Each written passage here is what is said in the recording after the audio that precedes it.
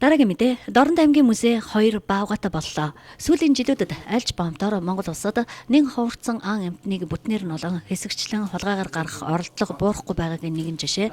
Өнгөрсөн жил хавирга арга шатын бомтоор 2 ширхэг хүрэн баавгайг хятад руу хил давуулах гэж байгаад баригдсныг Дорнодын прокурорынхан аймгийн байгаль орчны газарт хүлээлгэн өгчлээ. Энэ мэдээг дуулсан музейн дарга Инх Баяр байгаль орчны албанд хандсанаар өнөөдөр хүлээлгэн өгч удахгүй байгалийн түүхийн музейд чихмэл болоод үзмэрт тавигдах юм байна.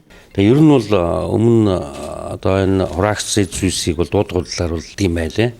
Тэгээ манай байгууллагын хувьд бас орнуудынхаа музейтэй тохиролцоод тэгээ нэг музейдээ бас энэ хүүхдүүд олон нийтэд үзүүлэх ийм зорилгоор ингээд музей шилжүүлж байгаа. Өмнө нь бол яхаа музейд нэг баавгай байдаг, 50-аад оны баавгай мэдээ хуучилсан байдаг гэсэн.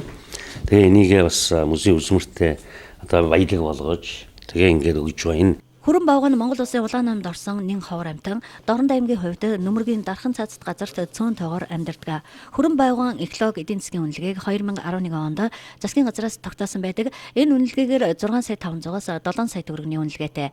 Энэ хоёр арьсыг аймгийн музейд шилжүүлэн өгснөөр музейн үзмрийг нэмэгдүүлэх, хүүхэд залуучуудын зэрлэг амьтдын мэдлэгийг дээшлүүлэх, мөн цаашид худалдан борлуулагдахаас сэргийлсэн үйл явдал боллоо.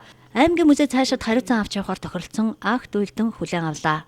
Юу би бас сонсоод хөөцөлдсөн. Бас дарга нартай уулзаад бас энэ музейд авъя, чихмэл болгоё, олон түмэндээ үзүүлъя гэд энэ хүсэлтийг мань хүлээж аваад өнөөдөр байгаль орчны газрын дарга мэргэжилтэн гутны манай музейд хүлээлгэж өгч байгаа маш баяртай байна. Тэгээ тун утахгүй чихмэл хийгээд артамдаа үзүүлэх болно.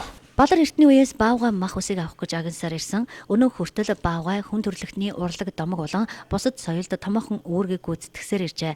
Орчин үед амьдрах орчин нь хомигдож байгаагийн зэрэгцээ түүний эд эрхтний хууль бус 8 нас болж тоо толгой нь хорогдсоор байна. Дэлхийд дээр 6 зүйлийн баавгайг эмзэг буюу ховор амьтдын жагсаалтанд оруулсан байдаг. Ховордоогүй хүрэн баавгай хүртэл зарим улсад устдах аюулд ороод байгаамаа. Хамгийн ховорцсон баавгайн хулгайн ан олон улсын худалдааг хоригдсан боловч зогсохгүй л байдгийм байна.